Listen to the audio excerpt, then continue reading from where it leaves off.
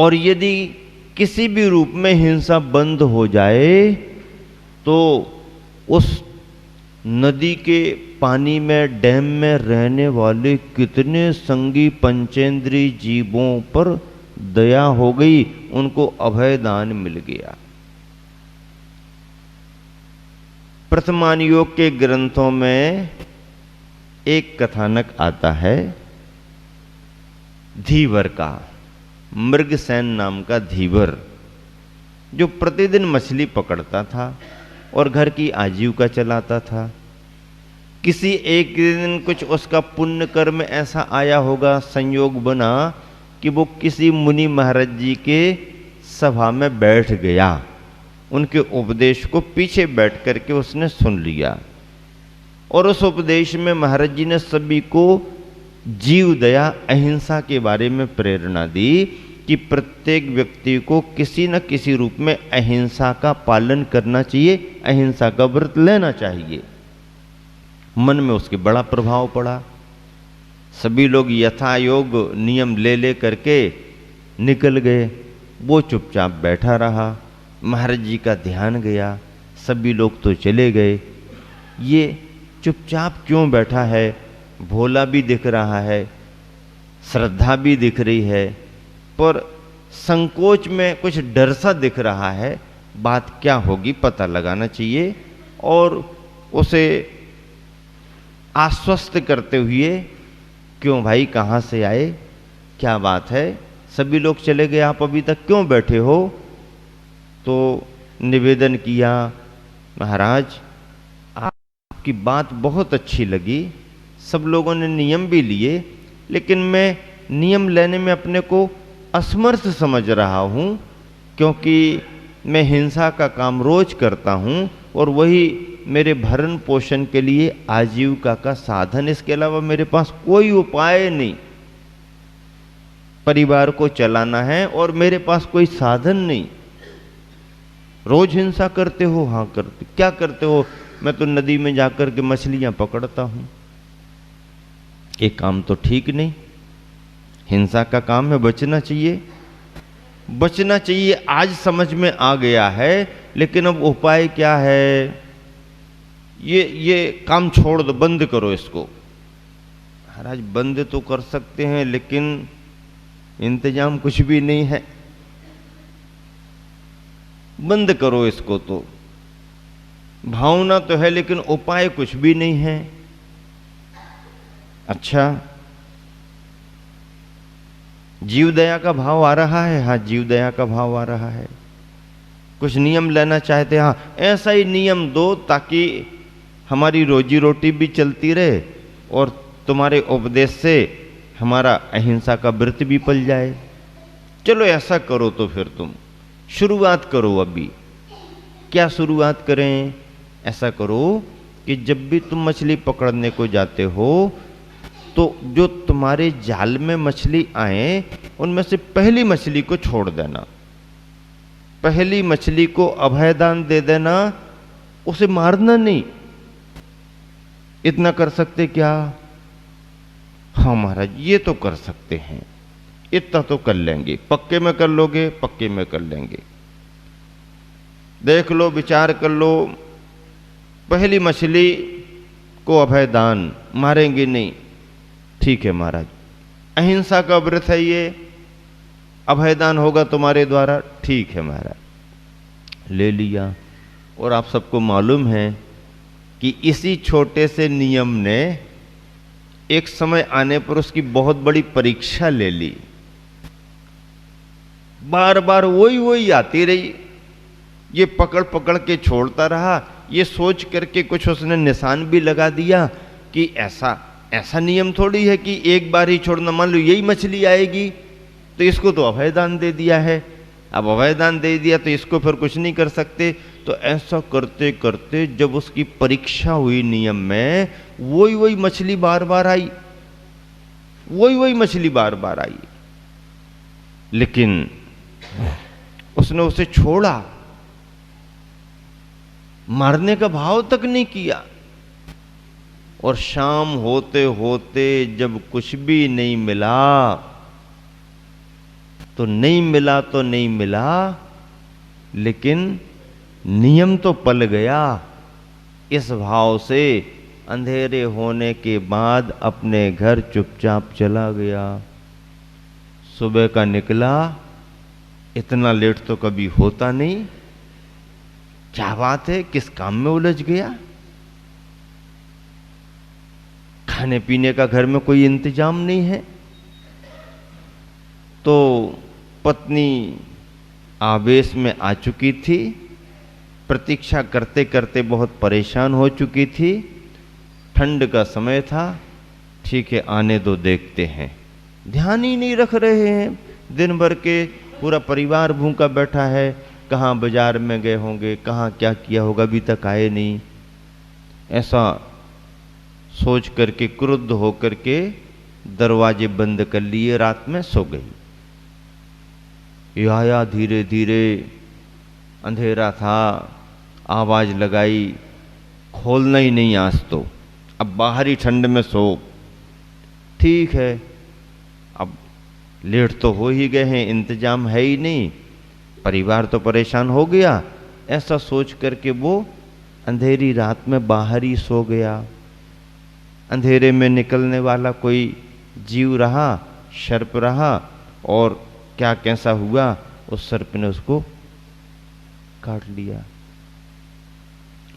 ऐसे संदर्भ बने, परीक्षा हो गई, लेकिन वह हिला डुला नहीं, खरा उतरा। इतने छोटे से नियम का पालन उसकी सदगति हो गई।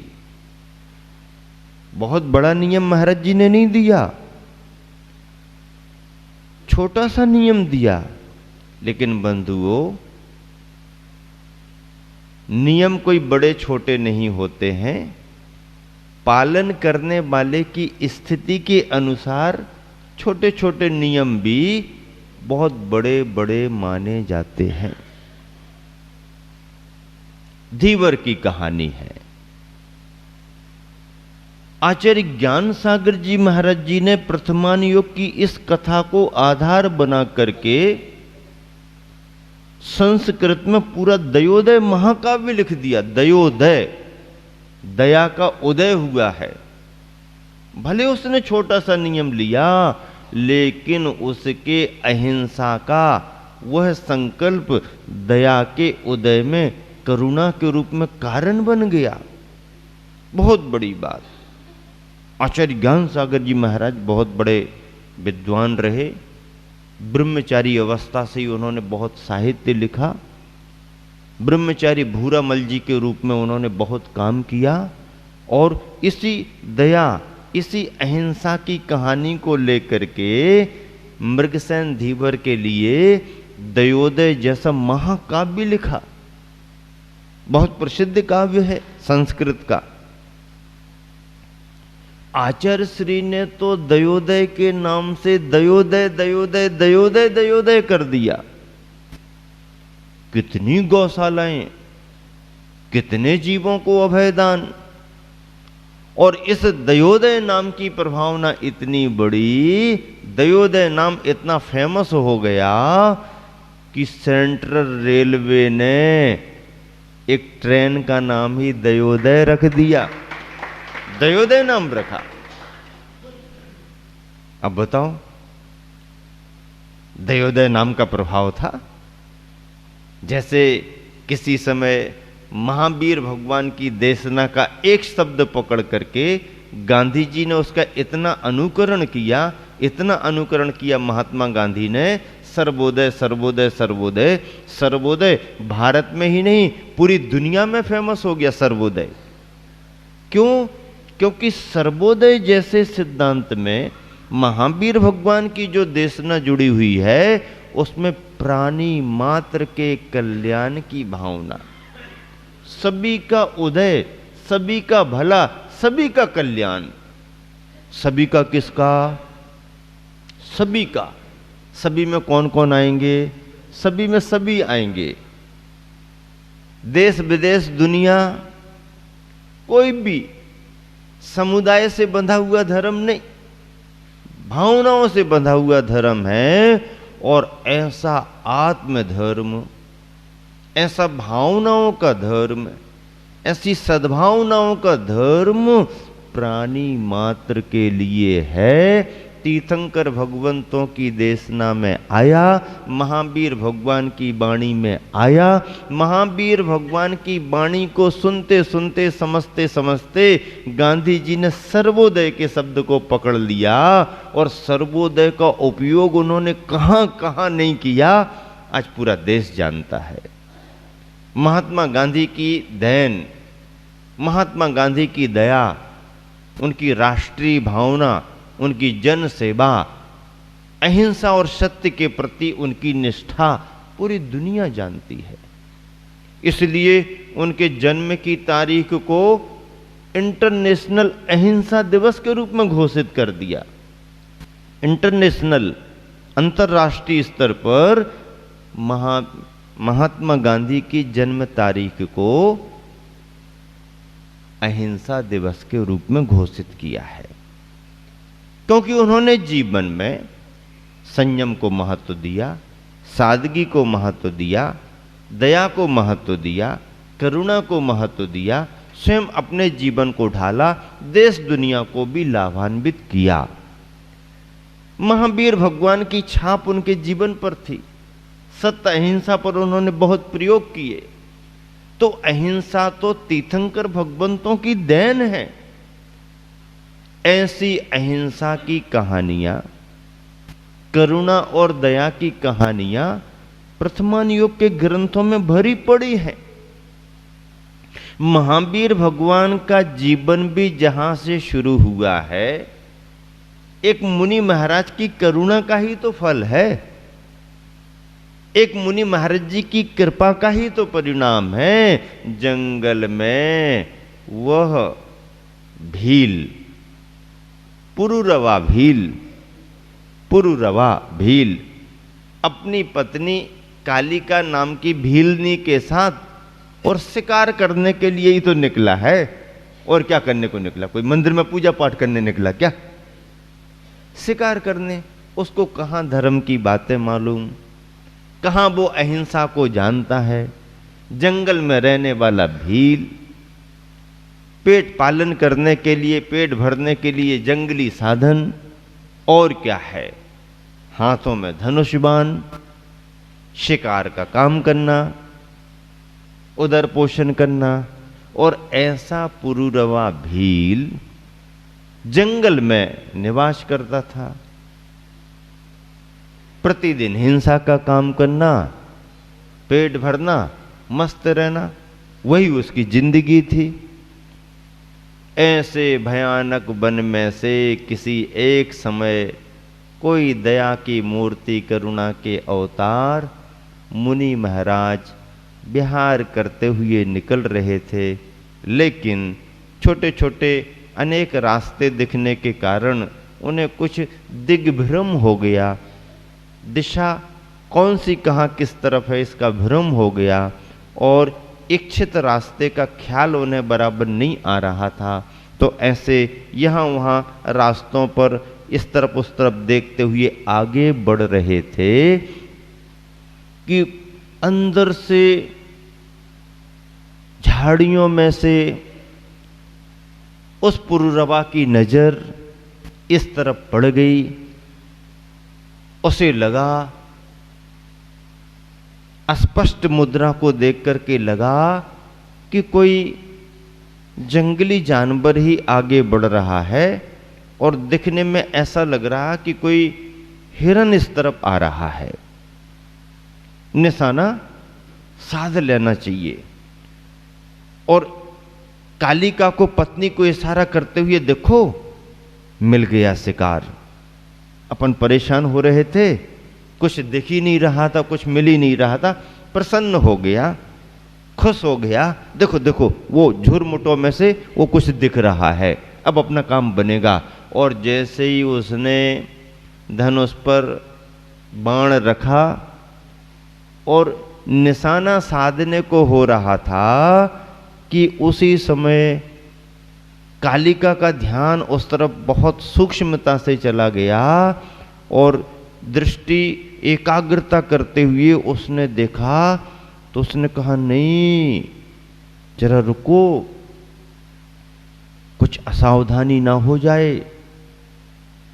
मुझे ऐसा नहीं लग रहा कि ये कोई जंगल का है, जंगल का कोई जानवर नहीं, ये तो कोई मनुष्याकृति दिखाई दे रही है। क्या करती हो? ध्यान से देखा, हाँ, दिख तो ऐसा ही रहा। धनुष बाण ढीले हो गए, तुरंत नहीं चलाना, रुको जरा, देखो। गौर से देखने लगे। निकलते निकलते जब महाराज जी और आगे को आए, मुद्रा थोड़ी स्पष्ट हुई तो भील को लगा, अरे ये तो मनुष्य जैसे दिखाई दे रहे। भीलनी की तरफ देख के पूछा कि कौन हो सकते हैं। उसको क्या ख्याल, कौन महाराज, कौन क्या होते हैं? तो कहने लगी, ऐसा लगता है ये इसी वन में रहने वाले कोई वन के देवता होंगे, क्योंकि हमारे तुम्हारे जैसे कोई मनुष्य होते तो कुछ पहनते।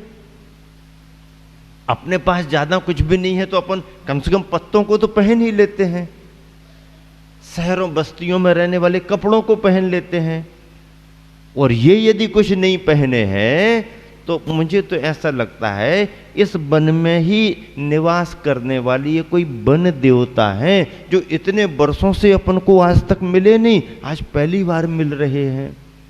और वन के देवता हैं तो अपन को इनसे निवेदन कर लेना चाहिए कि तुम्हारे वन में रहते हुए ही हम इतने परेशान, आप तो वन के मालिक हो, देवता हो, हमारी परेशानी दूर करो। और दोनों प्रसन्न होते हुए आज तो वन देवता मिल रहे हैं, वन देवता मिल गए, अपनी सारी समस्या रख दो इनके सामने। और प्रसन्न होते होते दोनों मुनि महाराज के सम्मुख पहुंच जाते हैं। क्या कहना चाहिए, कैसा कहना चाहिए, ये तो उन्हें कुछ मालूम नहीं। ये मुनि महाराज हैं, ये भी उसे ज्ञान नहीं, पर ऐसा लग रहा है ये वन में रहने वाले देवता हैं। जब दोनों की भाव भंगिमा मुनि महाराज ने देखी, चेहरे पर प्रसन्नता का भाव देखा और आंखों में ऐसा लगा कि कुछ पाने की प्यास इनकी आंखों में दिख रही है, तो करुणा भाव से मुनि महाराज ने सोचा, सत्पात्र आज अपने पुण्य योग से हमारे पास आ चुके हैं, और यदि पुण्य योग से ये जंगल में रहने वाले भील यदि हमारे पास आ गए हैं तो इन्हें कुछ न कुछ धर्म का संस्कार दे ही देना चाहिए। धर्म का संस्कार देने का भाव मन में आ गया, संबोधन भी दिया,